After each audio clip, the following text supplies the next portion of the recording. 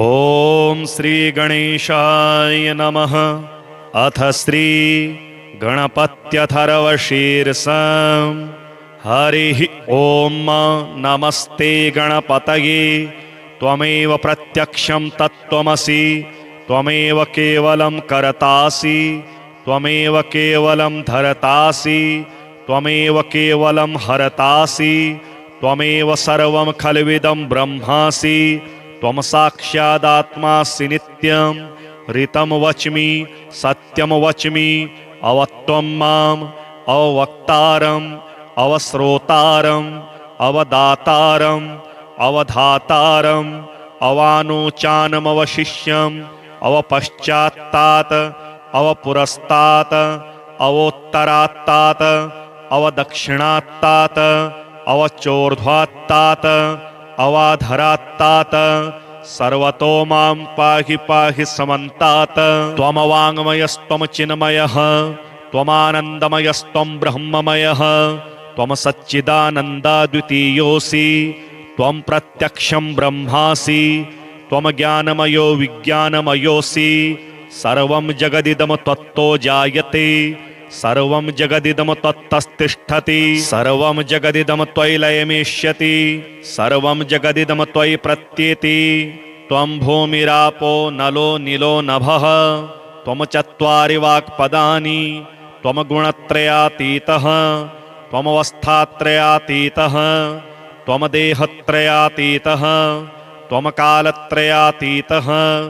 त्वं मूलाधारस्थितोऽसि नित्यम्, त्वं शक्तित्रयात्मकः, त्वां योगिनो ध्यायन्ति नित्यम्। त्वं ब्रह्मा त्वं विष्णुस्त्वं रुद्रस्त्वम् इन्द्रस्त्वम् अग्निस्त्वं वायुस्त्वं सूर्यस्त्वं चन्द्रमास्त्वं ब्रह्म भूर्भुवः स्वरोम। गणादिं पूर्वमुच्चार्य वर्णादिं तदनन्तरम् अनुस्वारः परतरः अर्धेन्दुलसितं तारेण रिद्धम्। एतत्तमनुस्वरूपं गकारः पूर्वरूपम्, अकारो मध्यमरूपम्, अनुस्वारश्चान्त्यरूपं, बिन्दुरुत्तररूपं, नादः सन्धानं, संहिता संधिः। सैषा गणेशविद्या गणकऋषिः निश्चितगायत्री छन्दः गणपतिर्देवता। ॐ गं गणपतये नमः। एकदन्ताय विद्महे वक्रतुण्डाय धीमहि तन्नो दन्तिः प्रचोदयात्। एकदन्तं चतुर्हस्तं पाशमङ्कुशधारिणं रदं च वरदं हस्तैर्बिभ्राणं मूषकध्वजं रक्तं लम्बोदरं शूर्प कर्णकं रक्तवाससं रक्तगन्धानुलिप्ताङ्गं रक्तपुष्पैः सुपूजितं भक्तानुकम्पिनं देवं जगत्कारणमच्युतम्। आविर्भूतं च सृष्ट्यादौ प्रकृतेः पुरुषात् परम्। एवं ध्यायति यो नित्यं स योगी योगिनां वरः। नमो व्रातपतये नमो गणपतये नमः प्रमथपतये। नमस्तेऽस्तु लम्बोदराय एकदन्ताय विघ्ननाशिने शिवसुताय श्रीवरदमूर्तये नमो नमः। श्रीविनायकस्तोत्रम्। गण्डस्थलद्धरागलन्मदवारिधारा सौरभ्यलोभ्यदलिडिम्भकगुम्भनादेः वाचालिताखिलदिशं वरदं नतानां वन्दामहे गजमुखं वयमादिदेवं।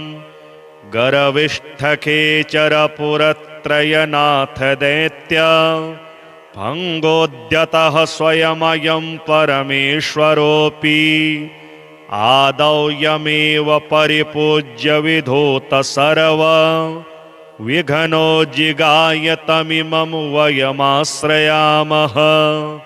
प्रणष्टवर्णततिपञ्चमषष्टवर्ण युगमाविधेय विरहादतिमात्रदीनम्।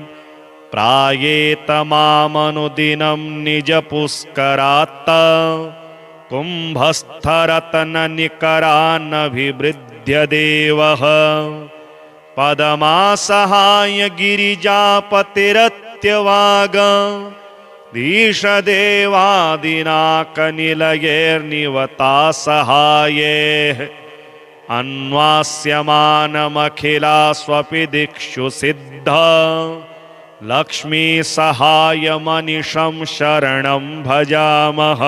तन्वीतनः शुभमतिं तरुणारुणश्री दायादकाय रुचिरिन्दुक्तससूनुः प्रत्योहभङ्गपटुभिः सहितो वधूभिः रामोदमुख्यनिजपारिषदः समेतः ये चिन्तयन्ति निमिषार्धमपि प्रभो त्वां श्रीमानिभाननविधोतभिदान्धकाराः बाभासमानमनिशं हृदये समुद्य दानन्दबोधघनमेकममीनमस्याः न श्रोतकरमसुरतिर्न च बोधनिष्ठा स्वामिन्नुमासुतन जातु कृतापि पूजा निस्सारवैषविकसौख्यदुराशयैव नीतान्यहान्यहः किं कथयेदयस्व वस्त्राज्यदुग्धमधुभिः सितशर्कराद्यैः पुण्ड्रेक्षुखण्डकदलीफलनारिकेलैः लाजैश्च मोदकयुतैः परिपूजितुं त्वां धन्यः क्षमा परमहं शरणं प्रपद्ये समीरैः प्रोच्चण्डैः श्रवणयुगली चालनभवैर्नतानां प्रत्युहच्छलजलदराशिं विदलयन् कटायोगोदश्चन्मदसुरभिलादोषभुवनः शिवाचन्द्रोत्सप्रणयपरिणामोऽवतु गजः श्रीसिद्धिविनायकस्तोत्रम् विघ्नेश विघ्नचयखण्डननामधेय श्रीशङ्करात्मजसुराधिपवन्द्यपाद दुर्गा महाव्रतफलाखिलमङ्गलात्मन् विघ्नं ममापहर सिद्धिविनायकत्वं शतपद्मरागमणिवर्णशरीरकान्तिः श्रीसिद्धिबुद्धिपरिचर्चितकुङ्कुमश्रीः दक्षस्तने विलयितातिमनोज्ञशुण्डो विघ्नं ममापहर सिद्धिविनायकत्वं पाशाङ्कुशाब्जपरशोश्च दधश्चतुर्भिर्दोभिश्च शोणकुसुमस्त्रगुमाङ्गजातः सिन्दूरशोभितललाटविधुप्रकाशो विघ्नं ममापहर सिद्धिविनायकत्वं कार्येषु विघ्नचयभीतविरञ्चिमुखे सम्पूजितः सुरवरैरपि मोदकाद्यैः सर्वेषु च प्रथममेव सुरेषु पूज्यो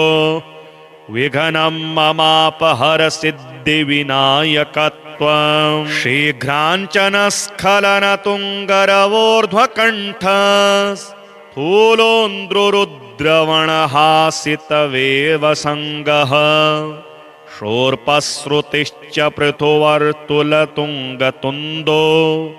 विघ्नं ममापहर सिद्धिविनायकत्वं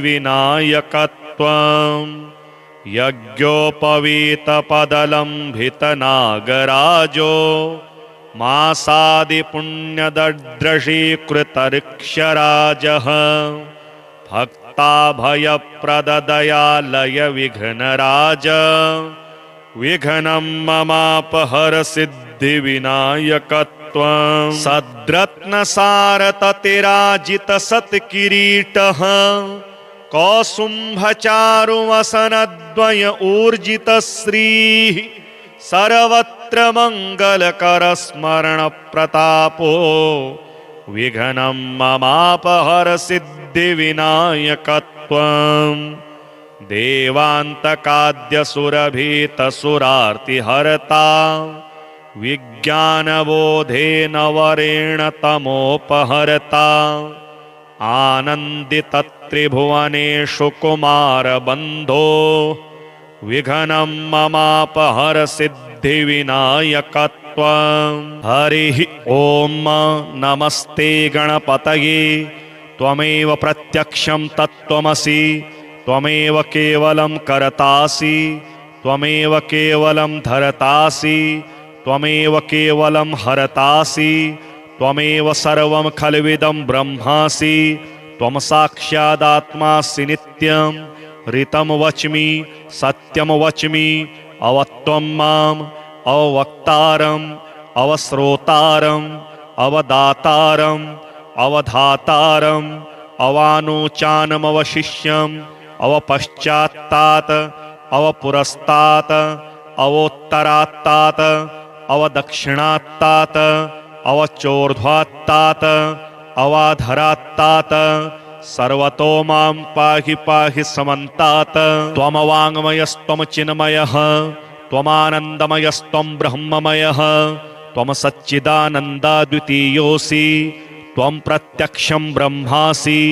त्वं ज्ञानमयो विज्ञानमयोऽसि सर्वं जगदिदं त्वत्तो जायते सर्वं जगदिदं त्वत्तस्तिष्ठति सर्वं जगदिदं त्वयि लयमेष्यति सर्वं जगदिदं त्वयि प्रत्येति त्वं भूमिरापो नलो नीलो नभः त्वं चत्वारि वाक्पदानि त्वं गुणत्रयातीतः त्वमवस्थात्रयातीतः त्वं देहत्रयातीतः त्वं कालत्रयातीतः त्वं मूलाधारस्थितोऽसि नित्यं त्वं शक्तित्रयात्मकः त्वां योगिनो ध्यायन्ति नित्यं त्वं ब्रह्मा त्वं विष्णुस्त्वं रुद्रस्त्वं इन्द्रस्त्वं अग्निस्त्वं वायुस्त्वं सूर्यस्त्वं चन्द्रमास्त्वं ब्रह्म भूर्भुवः स्वरोमा गणादिं पूर्वमुच्चार्य वर्णादिं तदनन्तरम् अनुस्वारः परतरः अर्धेन्दुलसितं तारेण रिद्धम् एतत्तमनुस्वरूपं गकारः पूर्वरूपम् अकारो मध्यमरूपम् अनुस्वारश्चान्त्यरूपं बिन्दुरुत्तररूपं नादः सन्धानं संहिता संधिः सैषा गणेशविद्या गणकऋषिः निश्चितगायत्री छन्दः गणपतिर्देवता। ॐ गणपतये नमः। एकदन्ताय विद्महे वक्रतुण्डाय धीमहि तन्नो दन्तिः प्रचोदयात्। एकदन्तं चतुर्हस्तं पाशमङ्कुशधारिणं रदं च वरदं हस्तैर्बिभ्राणं मूषकध्वजं रक्तं लम्बोदरं शूर्पा कर्णकं रक्तवाससं रक्तगन्धानुलिप्ताङ्गं रक्तपुष्पैः सुपूजितं भक्तानुकम्पिनं देवं जगत्कारणमच्युतम् आविर्भूतं च सृष्ट्यादौ प्रकृतेः पुरुषात् परम् एवं ध्यायति यो नित्यं स योगी योगिनां वरः। नमो व्रातपतये नमो गणपतये नमः प्रमथपतये नमस्तेऽस्तु लम्बोदराय एकदन्ताय विघ्ननाशिने शिवसुताय श्रीवरदमूर्तये नमो नमः। श्रीविनायकस्तोत्रम्। गण्डस्थलद्धरागलन्मदवारिधारा सौरभ्यलोभ्यदलिडिम्भकगुम्भनादेः वाचालिताखिलदिशं वरदं नतानां वन्दामहे गजमुखं वयमादिदेवं गर्विष्ठखेचरपुरत्रयनाथ दैत्य भङ्गोद्यतः स्वयमयं परमेश्वरोऽपि आदौ यमेव परिपूज्य विधूत सर्व विघ्नो जिगायतमिमं वयमाश्रयामः। प्रणष्टवर्णततिपञ्चमषष्टवर्ण युगमाविधेय विरहादतिमात्रदीनं प्रायेत मामनुदिनं निजपुष्करात् कुम्भस्थरत्ननिकरानभिवृद्ध्य देवः पदमासहाय गिरिजापतिरत्यवाग दीशदेवादिनाकनिलयैर्निवता सहाये अन्वास्यमानमखिलास्वपि दिक्षु सिद्ध लक्ष्मी सहायमनिशं शरणं भजामः।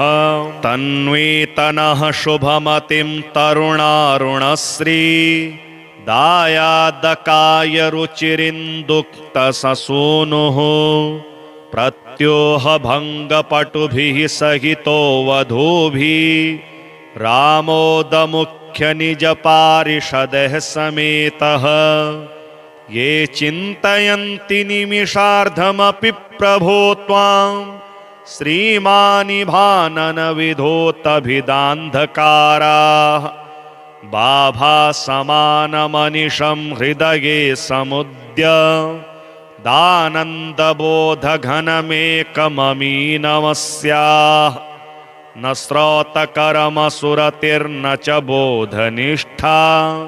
स्वामिन्नुमासुतन जातु कृतापि पूजा निस्सारवैषविकसौख्यदुराशयैव नीतान्यहान्यहः किं कथयेदयस्व वस्त्राज्यदुग्धमधुभिः सितशर्कराद्यैः पुण्ड्रेक्षुखण्डकदलीफलनारिकेलैः लाजैश्च मोदकयुतैः परिपूजितुं त्वां धन्यः क्षमा परमहं शरणं प्रपद्ये। समीरैः प्रोच्चण्डैः श्रवणयुगली चालनभवैर्नतानां प्रत्युहच्छलजलदराशिं विदलयन् कटायोगोदश्चन्मदसुरभिलादोषभुवनः शिवाचन्द्रोत्सप्रणयपरिणामोऽवतु गजः। श्रीसिद्धिविनायकस्तोत्रम् विघ्नेश विघ्नचयखण्डननामधेय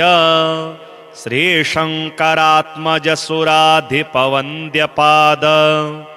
दुर्गा महाव्रतफलाखिलमङ्गलात्मन् विघ्नं ममापहर सिद्धिविनायकत्वं शतपद्मरागमणिवर्णशरीरकान्तिः श्रीसिद्धिबुद्धिपरिचर्चितकुङ्कुमश्रीः दक्षस्तने विलयितातिमनोज्ञशुण्डो विघ्नं ममापहर सिद्धिविनायकत्वं पाशाङ्कुशाब्जपरशोश्च दधच्चतुर्भिर्दोभिश्च शोणकुसुमस्त्रगुमाङ्गजातः सिन्दूरशोभितललाटविधुप्रकाशो विघ्नं ममापहर सिद्धिविनायकत्वं कार्येषु विघ्नचयभीतविरञ्चिमुखे सम्पूजितः सुरवरैरपि मोदकाद्यैः सर्वेषु च प्रथममेव सुरेषु पूज्यो विघ्नं ममापहर सिद्धिविनायकत्वं शीघ्राञ्चनस्खलनतुङ्गरवोर्ध्वकण्ठ स्थूलोन्द्रुरुद्रवणहासितवेवसङ्गः शोर्पश्रुतिश्च पृथुवर्तुलतुङ्गतुन्दो विघ्नं ममापहर सिद्धिविनायकत्वं यज्ञोपवीतपदलम्भितनागराजो मासादिपुण्यदद्रशीकृतर्क्षराजः भक्ताभयप्रददयालय विघ्नराज विघ्नं ममापहर सिद्धिविनायकत्वं सद्रत्नसारततिराजितसत्किरीटः कौसुम्भचारुवसनद्वय ऊर्जितश्रीः सर्वत्र मङ्गलकर स्मरण प्रतापो विघ्नं ममापहर सिद्धिविनायकत्वं देवान्तकाद्यसुरभीतसुरार्तिहर्ता विज्ञानबोधेन वरेण तमोपहर्ता आनन्दितत्रिभुवनेषु कुमारबन्धो विघ्नं ममापहर सिद्धिविनायकत्वं हरिः ॐ नमस्ते गणपतये त्वमेव प्रत्यक्षं तत्त्वमसि त्वमेव केवलं कर्तासि त्वमेव केवलं धर्तासि त्वमेव केवलं हरतासि त्वमेव सर्वं खल्विदं ब्रह्मासि त्वं साक्षादात्मासि नित्यं ऋतं वच्मि सत्यं वच्मि अवत्वं माम् अवक्तारम् अवश्रोतारम् अवदातारम् अवधातारम् अवानोचानमवशिष्यम् अवपश्चात्तात्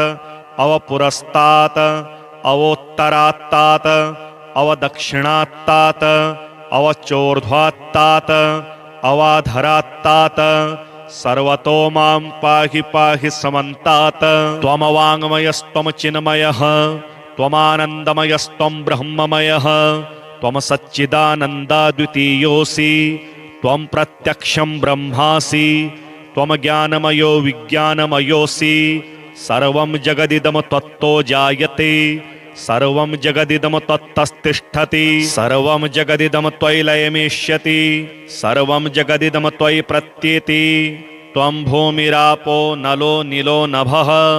त्वं चत्वारि वाक्पदानि त्वं गुणत्रयातीतः त्वमवस्थात्रयातीतः त्वं देहत्रयातीतः त्वं कालत्रयातीतः त्वं मूलाधारस्थितोऽसि नित्यं त्वं शक्तित्रयात्मकः त्वां योगिनो ध्यायन्ति नित्यं त्वं ब्रह्मा त्वं विष्णुस्त्वं रुद्रस्त्वं इन्द्रस्त्वं अग्निस्त्वं वायुस्त्वं सूर्यस्त्वं चन्द्रमास्त्वं ब्रह्म भूर्भुवः स्वरोम गणादिं पूर्वमुच्चार्य वर्णादिं तदनन्तरम् अनुस्वारः परतरः अर्धेन्दुलसितं तारेण रिद्धम् एतत्तमनुस्वरूपं गकारः पूर्वरूपम् अकारो मध्यमरूपम् अनुस्वारश्चान्त्यरूपं बिन्दुरुत्तररूपं नादः सन्धानं संहिता संधिः सैषा गणेशविद्या गणकऋषिः निश्चितगायत्री छन्दः गणपतिर्देवता ॐ गणपतये नमः एकदन्ताय विद्महे वक्रतुण्डाय धीमहि तन्नो दन्तिः प्रचोदयात् एकदन्तं चतुर्हस्तं पाशमङ्कुशधारिणं रदं च वरदं हस्तैर्बिभ्राणं मूषकध्वजं रक्तं लम्बोदरं शूर्पा कर्णकं रक्तवाससं रक्तगन्धानुलिप्ताङ्गं रक्तपुष्पैः सुपूजितं भक्तानुकम्पिनं देवं जगत्कारणमच्युतम् आविर्भूतं च सृष्ट्यादौ प्रकृतेः पुरुषात् परम् एवं ध्यायति यो नित्यं स योगी योगिनां वरः नमो व्रातपतये नमो गणपतये नमः प्रमथपतये नमस्तेऽस्तु लम्बोदराय एकदन्ताय विघ्ननाशिने शिवसुताय श्रीवरदमूर्तये नमो नमः। श्रीविनायकस्तोत्रम् गण्डस्थलद्धरागलन्मदवारिधारा सौरभ्यलोभ्यदलिडिम्भकगुम्भनादेः वाचालिताखिलदिशं वरदं नतानां वन्दामहे गजमुखं वयमादिदेवं गर्विष्ठखेचरपुरत्रयनाथ दैत्य भङ्गोद्यतः स्वयमयं परमेश्वरोऽपि आदौ यमेव परिपूज्य विधूत सर्व विघ्नो जिगायतमिमं वयमाश्रयामः प्रणष्टवर्णततिपञ्चमषष्टवर्ण युगमाविधेय विरहादतिमात्रदीनम् प्रायेत मामनुदिनं निजपुष्करात् कुम्भस्थरत्ननिकरानभिवृद्ध्य देवः पदमासहाय गिरिजापतिरत्यवाग दीशदेवादिनाकनिलयैर्निवता सहाये अन्वास्यमानमखिलास्वपि दिक्षु सिद्ध लक्ष्मी सहायमनिशं शरणं भजामः तन्वीतनः शुभमतिं तरुणारुणश्री दायादकाय रुचिरिन्दुक्तससूनुः प्रत्योहभङ्गपटुभिः सहितो वधूभिः रामोदमुख्यनिजपारिषदः समेतः ये चिन्तयन्ति निमिषार्धमपि प्रभो त्वां श्रीमानिभाननविधोतभिदान्धकाराः बाभासमानमनिशं हृदये समुद्य दानन्दबोधघनमेकममीनमस्याः न श्रोतकरमसुरतिर्न च बोधनिष्ठा स्वामिन्नुमासुतन जातु कृतापि पूजा निस्सारवैषविकसौख्यदुराशयैव नीतान्यहान्यहः किं कथयेदयस्व वस्त्राज्यदुग्धमधुभिः सितशर्कराद्यैः पुण्ड्रेक्षुखण्डकदलीफलनारिकेलैः लाजैश्च मोदकयुतैः परिपूजितुं त्वां धन्यः क्षमा परमहं शरणं प्रपद्ये समीरैः प्रोच्चण्डैः श्रवणयुगली चालनभवैर्नतानां प्रत्योहच्छलजलदराशिं विदलयन् कटायोगोदश्चन्मदसुरभिलादोषभुवनः शिवाचन्द्रोत्सप्रणयपरिणामोऽवतु गजः श्रीसिद्धिविनायकस्तोत्रम् विघ्नेश विघ्नचयखण्डननामधेय श्रीशङ्करात्मजसुराधिपवन्द्यपाद दुर्गा महाव्रतफलाखिलमङ्गलात्मन् विघ्नं ममापहर सिद्धिविनायकत्वं शतपद्मरागमणिवर्णशरीरकान्तिः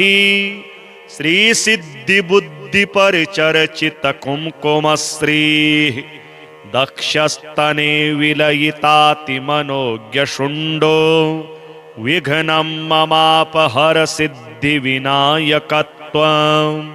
पाशाङ्कुशाब्जपरशोश्च दधश्चतुर्भिर्दोभिश्च शोणकुसुमस्त्रगुमाङ्गजातः सिन्दूरशोभितललाटविधुप्रकाशो विघ्नं ममापहर सिद्धिविनायकत्वं कार्येषु विघ्नचयभीतविरञ्चिमुखे सम्पूजितः सुरवरैरपि मोदकाद्यैः सर्वेषु च प्रथममेव सुरेषु पूज्यो विघ्नं ममापहर सिद्धिविनायकत्वं शीघ्राञ्चनस्खलनतुङ्गरवोर्ध्वकण्ठ स्थूलोऽन्द्रुरुद्रवणहासितवेवसङ्गः शोर्पश्रुतिश्च पृथुवर्तुलतुङ्गतुन्दो विघ्नं ममापहर सिद्धिविनायकत्वं यज्ञोपवीतपदलम्भितनागराजो मासादिपुण्यदर्द्रशीकृतर्क्षराजः भक्त भक्ताभयप्रददयालय विघ्नराज विघ्नं ममापहर सिद्धिविनायकत्वं सद्रत्नसारततिराजित सत्किरीटः कौसुम्भचारुवसनद्वय ऊर्जितश्रीः सर्वत्र मङ्गलकर स्मरणप्रतापो विघ्नं ममापहर सिद्धिविनायकत्वं देवान्तकाद्यसुरभीतसुरार्तिहर्ता विज्ञानबोधेन वरेण तमोपहर्ता आनन्दितत्रिभुवनेषु कुमारबन्धो विघ्नं ममापहर सिद्धिविनायकत्वं हरिः ॐ नमस्ते गणपतये त्वमेव प्रत्यक्षं तत्त्वमसि त्वमेव केवलं कर्तासि त्वमेव केवलं धर्तासि त्वमेव केवलं हरतासि त्वमेव सर्वं खल्विदं ब्रह्मासि त्वं साक्षादात्मासि नित्यं ऋतं वच्मि सत्यं वच्मि अवत्वं माम् अवक्तारम् अवश्रोतारम् अवदातारम् अवधातारम् अवानोचानमवशिष्यम् अवपश्चात्तात् अवपुरस्तात् अवोत्तरात्तात् अवदक्षिणात्तात् अवचोर्ध्वात्तात् अवाधरात्तात् सर्वतो मां पाहि पाहि समन्तात् त्वमवाङ्मयस्त्वं चिन्मयः त्वमानन्दमयस्त्वं ब्रह्ममयः त्वं सच्चिदानन्दाद्वितीयोऽसि त्वं प्रत्यक्षं ब्रह्मासि त्वं ज्ञानमयो विज्ञानमयोऽसि सर्वं जगदिदं त्वत्तो जायते सर्वं जगदिदं त्वत्तस्तिष्ठति सर्वं जगदिदं त्वयि लयमेष्यति सर्वं जगदिदं त्वयि प्रत्येति त्वं भूमिरापो नलो नीलो नभः त्वं चत्वारि वाक्पदानि त्वं गुणत्रयातीतः त्वमवस्थात्रयातीतः त्वं देहत्रयातीतः त्वं कालत्रयातीतः त्वं मूलाधारस्थितोऽसि नित्यं त्वं शक्तित्रयात्मकः त्वां योगिनो ध्यायन्ति नित्यं त्वं ब्रह्मा त्वं विष्णुस्त्वं रुद्रस्त्वम् इन्द्रस्त्वम् अग्निस्त्वं वायुस्त्वं सूर्यस्त्वं चन्द्रमास्त्वं ब्रह्मभूर्भुवः स्वरोम गणादिं पूर्वमुच्चार्य वर्णादिं तदनन्तरम् अनुस्वारः परतरः अर्धेन्दुलसितं तारेण रिद्धम् एतत्तमनुस्वरूपं गकारः पूर्वरूपम् अकारो मध्यमरूपम् अनुस्वारश्चान्त्यरूपं बिन्दुरुत्तररूपं नादः सन्धानं संहिता सन्धिः सैषा गणेशविद्या गणकऋषिः निश्चितगायत्री छन्दः गणपतिर्देवता ॐ गं गणपतये नमः एकदन्ताय विद्महे वक्रतुण्डाय धीमहि तन्नो दन्तिः प्रचोदयात् एकदन्तं चतुर्हस्तं पाशमङ्कुशधारिणं रदं च वरदं हस्तैर्बिभ्राणं मूषकध्वजं रक्तं लम्बोदरं शूर्प कर्णकं रक्तवाससं रक्तगन्धानुलिप्ताङ्गं रक्तपुष्पैः सुपूजितं भक्तानुकम्पिनं देवं जगत्कारणमच्युतम् आविर्भूतं च सृष्ट्यादौ प्रकृतेः पुरुषात् परम् एवं ध्यायति यो नित्यं स योगी योगिनां वरः नमो व्रातपतये नमो गणपतये नमः प्रमथपतये नमस्तेऽस्तु लम्बोदराय एकदन्ताय विघ्ननाशिने शिवसुताय श्रीवरदमूर्तये नमो नमः। श्रीविनायकस्तोत्रम् गण्डस्थलद्धरागलन्मदवारिधारा सौरभ्यलोभ्यदलिडिम्भकगुम्भनादेः वाचालिताखिलदिशं वरदं नतानां वन्दामहे गजमुखं वयमादिदेवं गर्विष्ठखेचरपुरत्रयनाथ दैत्य भङ्गोद्यतः स्वयमयं परमेश्वरोऽपि आदौ यमेव परिपूज्य विधूत सर्व विघ्नो जिगाय तमिमं वयमाश्रयामः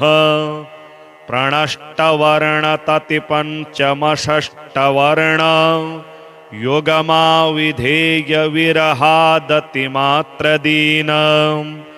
प्रायेत मामनुदिनं निजपुष्करात् कुम्भस्थरत्ननिकरानभिवृद्ध्य देवः पदमासहाय गिरिजापतिरत्यवाग दीशदेवादिनाकनिलयैर्निवता सहाये अन्वास्यमानमखिलास्वपि दिक्षु सिद्ध लक्ष्मी सहायमनिशं शरणं भजामः तन्वीतनः शुभमतिं तरुणारुणश्री दायादकाय रुचिरिन्दुक्तससूनुः प्रत्योहभङ्गपटुभिः सहितो वधूभिः रामोदमुख्यनिजपारिषदः समेतः ये चिन्तयन्ति निमिषार्धमपि प्रभो त्वां श्रीमानिभाननविधोतभिदान्धकाराः बाभासमानमनिशं हृदये समुद्य दानन्दबोधघनमेकममीनमस्याः न श्रोतकरमसुरतिर्न च बोधनिष्ठा स्वामिन्नुमासुतन जातु कृतापि पूजा निस्सारवैषविकसौख्यदुराशयैव नीतान्यहान्यहः किं कथयेदयस्व वस्त्राज्यदुग्धमधुभिः सितशर्कराद्यैः पुण्ड्रेक्षुखण्डकदलीफलनारिकेलैः लाजैश्च मोदकयुतैः परिपूजितुं त्वां धन्यः क्षमा परमहं शरणं प्रपद्ये समीरैः प्रोच्चण्डैः श्रवणयुगलीचालनभवैर्नतानां प्रत्युहच्छलजलदराशिं विदलयन् कटायोगोदश्चन्मदसुरभिलादोषभुवनः शिवाचन्द्रोत्सप्रणयपरिणामोऽवतु गजः श्रीसिद्धिविनायकस्तोत्रम् विघ्नेश विघ्नचयखण्डननामधेय श्रीशङ्करात्मजसुराधिपवन्द्यपाद दुर्गा महाव्रतफलाखिलमङ्गलात्मन् विघ्नं ममापहर सिद्धिविनायकत्वं शतपद्मरागमणिवर्णशरीरकान्तिः श्रीसिद्धिबुद्धिपरिचर्चितकुङ्कुमश्रीः दक्षस्तने विलयितातिमनोज्ञशुण्डो विघ्नं ममापहर सिद्धिविनायकत्वं पाशाङ्कुशाब्जपरशोश्च दधच्चतुर्भिर्दोभिश्च शोणकुसुमस्त्रगुमाङ्गजातः सिन्दूरशोभितललाटविधुप्रकाशो विघ्नं ममापहर सिद्धिविनायकत्वं कार्येषु विघ्नचयभीतविरञ्चिमुखे सम्पूजितः सुरवरैरपि मोदकाद्यैः सर्वेषु च प्रथममेव सुरेषु पूज्यो विघ्नं ममापहर सिद्धिविनायकत्वं शीघ्राञ्चनस्खलनतुङ्गरवोर्ध्वकण्ठ स्थूलोन्द्रुरुद्रवणहासितवेवसङ्गः शोर्पश्रुतिश्च पृथुवर्तुलतुङ्गतुन्दो विघ्नं ममापहर सिद्धिविनायकत्वं यज्ञोपवीतपदलम्भितनागराजो मासादिपुण्यदद्रशीकृतर्क्षराजः भक्ताभयप्रददयालय विघ्नराज विघ्नं ममापहर सिद्धिविनायकत्वं सद्रत्नसारततिराजितसत्किरीटः कौसुम्भचारुवसनद्वय ऊर्जितश्रीः सर्वत्र मङ्गलकरस्मरणप्रतापो विघ्नं ममापहर सिद्धिविनायकत्वं देवान्तकाद्यसुरभीतसुरार्तिहर्ता विज्ञानबोधेन वरेण तमोपहर्ता आनन्दितत्रिभुवनेषु कुमारबन्धो विघ्नं ममापहर सिद्धिविनायकत्वं हरिः ॐ नमस्ते गणपतये त्वमेव प्रत्यक्षं तत्त्वमसि त्वमेव केवलं कर्तासि त्वमेव केवलं धर्तासि त्वमेव केवलं हरतासि त्वमेव सर्वं खल्विदं ब्रह्मासि त्वं साक्षादात्मासि नित्यं ऋतं वच्मि सत्यं वच्मि अवत्वं माम् अवक्तारम् अवश्रोतारम् अवदातारम् अवधातारम् अवानोचानमवशिष्यम् अवपश्चात्तात् अवपुरस्तात् अवोत्तरात्तात् अवदक्षिणात्तात् अवचोर्ध्वात्तात् अवाधरात्तात् सर्वतो मां पाहि पाहि समन्तात् त्वमवाङ्मयस्त्वं चिन्मयः त्वमानन्दमयस्त्वं ब्रह्ममयः त्वं सच्चिदानन्दाद्वितीयोऽसि त्वं प्रत्यक्षं ब्रह्मासि त्वं ज्ञानमयो विज्ञानमयोऽसि सर्वं जगदिदं त्वत्तो जायते सर्वं जगदिदं त्वत्तस्तिष्ठति सर्वं जगदिदं त्वयि लयमेष्यति सर्वं जगदिदं त्वयि प्रत्येति त्वं भूमिरापो नलो नीलो नभः त्वं चत्वारि वाक्पदानि त्वं गुणत्रयातीतः त्वमवस्थात्रयातीतः त्वं देहत्रयातीतः त्वं कालत्रयातीतः त्वं मूलाधारस्थितोऽसि नित्यं त्वं शक्तित्रयात्मकः त्वां योगिनो ध्यायन्ति नित्यं त्वं ब्रह्मा त्वं विष्णुस्त्वं रुद्रस्त्वं इन्द्रस्त्वं अग्निस्त्वं वायुस्त्वं सूर्यस्त्वं चन्द्रमास्त्वं ब्रह्मभूर्भुवः स्वरोमा गणादिं पूर्वमुच्चार्य वर्णादिं तदनन्तरम् अनुस्वारः परतरः अर्धेन्दुलसितं तारेण रिद्धम् एतत्तमनुस्वरूपं गकारः पूर्वरूपम् अकारो मध्यमरूपम् अनुस्वारश्चान्त्यरूपं बिन्दुरुत्तररूपं नादः सन्धानं संहिता संधिः सैषा गणेशविद्या गणकऋषिः निश्चितगायत्री छन्दः गणपतिर्देवता ॐ गणपतये नमः एकदन्ताय विद्महे वक्रतुण्डाय धीमहि तन्नो दन्तिः प्रचोदयात्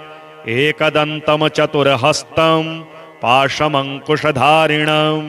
रदं च वरदं हस्तैर्बिभ्राणं मूसकध्वजं रक्तं लम्बोदरं शूर्पा कर्णकं रक्तवाससं रक्तगन्धानुलिप्ताङ्गं रक्तपुष्पैः सुपूजितं भक्तानुकम्पिनं देवं जगत्कारणमच्युतम् आविर्भूतं च सृष्ट्यादौ प्रकृतेः पुरुषात् परम् एवं ध्यायति यो नित्यं स योगी योगिनां वरः नमो व्रातपतये नमो गणपतये नमः प्रमथपतये नमस्तेऽस्तु लम्बोदराय एकदन्ताय विघ्ननाशिने शिवसुताय श्रीवरदमूर्तये नमो नमः। श्रीविनायकस्तोत्रम् गण्डस्थलद्धरागलन्मदवारिधारा सौरभ्यलोभ्यदलिडिम्भकगुम्भनादेः वाचालिताखिलदिशं वरदं नतानां वन्दामहे गजमुखं वयमादिदेवं गर्विष्ठखेचरपुरत्रयनाथ दैत्य भङ्गोद्यतः स्वयमयं परमेश्वरोऽपि आदौ यमेव परिपूज्य विधूत सर्व विघ्नो जिगाय तमिमं वयमाश्रयामः प्रणष्टवर्णततिपञ्चमषष्टवर्ण युगमाविधेय विरहादतिमात्रदीनं प्रायेत मामनुदिनं निजपुष्करात् कुम्भस्थरत्ननिकरानभिवृद्ध्य देवः पदमासहाय गिरिजापतिरत्यवाग धीशदेवादिनाकनिलयैर्निवतासहाये अन्वास्यमानमखिलास्वपि दिक्षु सिद्ध लक्ष्मीसहायमनिशं शरणं भजामः तन्वीतनः शुभमतिं तरुणारुणश्री दायादकाय रुचिरिन्दुक्तससूनुः प्रत्योहभङ्गपटुभिः सहितो वधूभिः रामोदमुख्यनिजपारिषदः समेतः ये चिन्तयन्ति निमिषार्धमपि प्रभो त्वां श्रीमानिभाननविधोतभिदान्धकाराः बाभासमानमनिशं हृदये समुद्य दानन्दबोधघनमेकममीनमस्याः न श्रोतकरमसुरतिर्न च बोधनिष्ठा स्वामिन्नुमासुतन जातु कृतापि पूजा निस्सारवैषविकसौख्यदुराशयैव नीतान्यहान्यहः किं कथयेदयस्व वस्त्राज्यदुग्धमधुभिः सितशर्कराद्यैः पुण्ड्रेक्षुखण्डकदलीफलनारिकेलैः लाजैश्च मोदकयुतैः परिपूजितुं त्वां धन्यः क्षमा परमहं शरणं प्रपद्ये समीरेः प्रोच्चण्डेः श्रवणयुगली चालनभवैर्नतानां प्रत्युहच्छलजलदराशिं विदलयन् कटायोगोदश्चन्मदसुरभिलादोषभुवनः शिवाचन्द्रोत्सप्रणयपरिणामोऽवतु गजः श्रीसिद्धिविनायकस्तोत्रम् विघ्नेश विघ्नचयखण्डननामधेय श्रीशङ्करात्मजसुराधिपवन्द्यपाद दुर्गा महाव्रतफलाखिलमङ्गलात्मन् विघ्नं ममापहर सिद्धिविनायकत्वं शतपद्मरागमणिवर्णशरीरकान्तिः श्रीसिद्धिबुद्धिपरिचर्चितकुङ्कुमश्रीः दक्षस्तने विलयितातिमनोज्ञशुण्डो विघ्नं ममापहर सिद्धिविनायकत्वं पाशाङ्कुशाब्जपरशोश्च दधच्चतुर्भिर्दोभिश्च शोणकुसुमस्त्रगुमाङ्गजातः सिन्दूरशोभितललाटविधुप्रकाशो विघ्नं ममापहर सिद्धिविनायकत्वं कार्येषु विघ्नचयभीतविरञ्चिमुख्ये सम्पूजितः सुरवरैरपि मोदकाद्यैः सर्वेषु च प्रथममेव सुरेषु पूज्यो विघ्नं ममापहर सिद्धिविनायकत्वं शीघ्राञ्चनस्खलनतुङ्गरवोर्ध्वकण्ठ स्थूलोन्द्रुरुद्रवणहासितवेवसङ्गः शोर्पश्रुतिश्च पृथुवर्तुलतुङ्गतुन्दो विघ्नं ममापहरसिद्धिविनायकत्वम् यज्ञोपवीतपदलम्भितनागराजो मासादिपुण्यदद्रशीकृतर्क्षराजः भक्ताभयप्रददयालय विघ्नराज विघ्नं ममापहरसिद्धिविनायकत्वम् सद्रत्नसारततिराजितसत्किरीटः कौसुम्भचारुवसनद्वय ऊर्जितश्रीः सर्वत्र मङ्गलकरस्मरणप्रतापो विघ्नं ममापहरसिद्धिविनायकत्वम् देवान्तकाद्यसुरभीतसुरार्तिहर्ता विज्ञानबोधेन वरेण तमोपहर्ता आनन्दितत्रिभुवनेषु कुमारबन्धो विघ्नं ममापहरसिद्धिविनायकत्वम्